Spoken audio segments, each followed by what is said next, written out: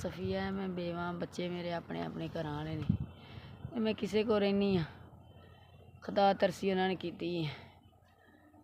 10 साल तो मैं बीमार हाँ, मेरे जख्म नहीं ठीक हुए, ये भी बीमार ही हाँ। शुगर की वजह तो जख्म गल गया है। साल पहले ही मेरा जख्म ठीक हो गया सी, फिर गल गया शुगर की वजह नाल, ते उदों दी बीमार ही पई हाँ।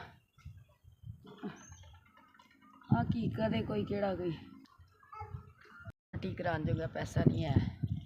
मैं तो दिन ब दिन बस मरदी जा रही हाँ। मैं तो कोई मेहरबानी नहीं, बस जी कर दोगे तो बिल्कुल नहीं आया काम। मेरे पुत्र है ही नहीं।